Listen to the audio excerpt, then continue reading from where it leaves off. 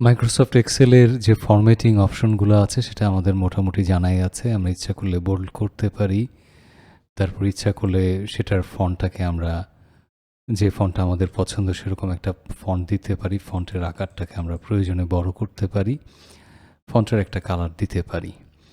এবং আমরা গত ভিডিও থেকে এটাও দেখেছি যে এই এলাকার যে ফরম্যাটিং আছে এই সেলটাতে, সেটাকে আমরা অন্যান্য জায়গাতেও আমরা কপি পেস্ট করে দিতে পারি। কিন্তু বিষয়টা যদি এমন ঘটে যে কোনো একটা জায়গার ফন্টকে পরিবর্তন করা হচ্ছে একটা ওয়ার্কবুকের ভেতরে, এবং সেই ফরম্যাটিংটা যেখানে যেখানে থাকবে সেখানে সেখানে আপনি পরিবর্তন করতে চাচ্ছেন, তাহলে সেক্ষেত্রে বিষয়টাকে কিভাবে করা যেতে পারে আমরা সেটাই দেখার চেষ্টা করব। তো ধরা যাক এখানে উপরে যে আমাদের ফন্টটি রয়েছে B1 সেল আছে, সেটাকে সিলেক্ট করে আমরা হোম ট্যাব থেকে স্টাইলসে এসে যদি সেল স্টাইল এটাকে সিলেক্ট করে আমরা দিই এখানে টাইটেল, তারপর আমাদের 2019 সেলস, 2020 সেলস এবং 2021 সেলস, এই তিনটাকে আমরা সিলেক্ট করে নিলাম। এই কয়টিকে সিলেক্ট করে আমরা সেল স্টাইল থেকে আমরা এখান থেকে সিলেক্ট করছি হেডিং 1। আবার প্রত্যেকটা আমাদের টেবিলের যে আমাদের টাইটেলগুলো রয়েছে সেগুলোকে যদি আমরা আলাদাভাবে সিলেক্ট করি, প্রত্যেকটাকে আলাদাভাবে সিলেক্ট করবার পরে আমরা এখান থেকে সেল স্টাইল থেকে আমরা যদি এখান থেকে যেটা দিতে চাচ্ছি, এখানে ডেটা বা মডেল থেকে আউটপুট হতে পারে বা নোট হতে পারে, যেটা আমাদের কাছে ভালো মনে হচ্ছে, বা এমনও হতে পারে আমরা নিজেরাই একটা তৈরি করতে চাচ্ছি, সেক্ষেত্রে আমরা নিউ সেল স্টাইলস এখানে ক্লিক করলাম। এখান থেকে আমরা ফরম্যাটে চলে গেলাম।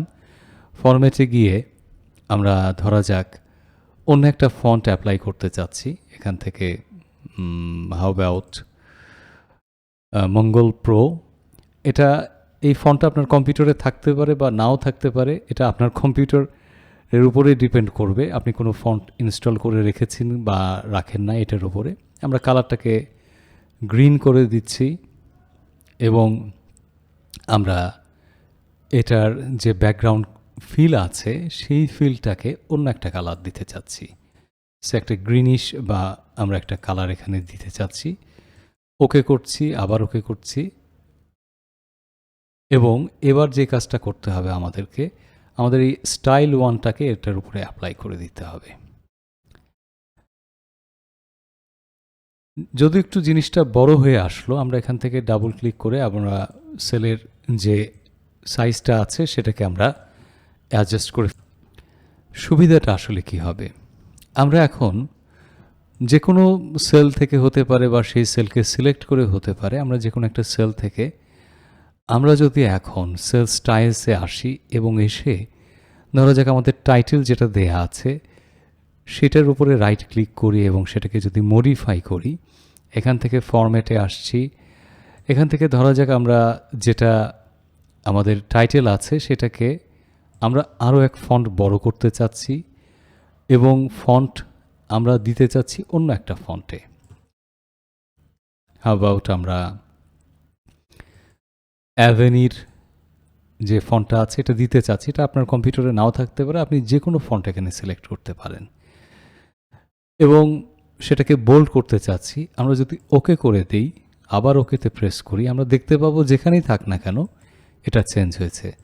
আবার যদি আমরা ইফেক্টটা দেখি, এখানটায় এটাকে সিলেক্ট করলাম, এটাকে আমাদের দেয়া আছে হেডিং 1, সেল স্টাইলসে আসছি, এখান থেকে হেডিং 1-এর উপরে আমরা রাইট ক্লিক করে মডিফাইতে দিচ্ছি, সেখান থেকে আমরা ফরম্যাটে আসছি। এখান থেকে যদি আমরা এটার কালারকে সে একটা ধরা যাক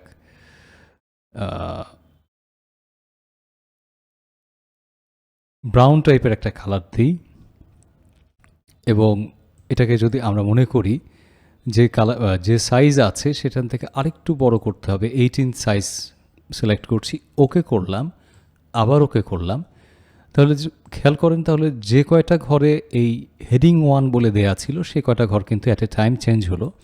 একইভাবে এটাকেও যদি সিলেক্ট করি, সেল স্টাইলসে আসি, স্টাইল 1 যেটা আমরা দিয়েছি সেটাকে মডিফাই করি, ফরম্যাটে আসি, এখান থেকে যদি আমরা অন্য আরেকটা কালার দেই এবং শেডিংয়ে এসে ফিলে এসে আমরা অন্য একটা ফিল সিলেক্ট করি, ওকে করি, তাহলে কি হবে?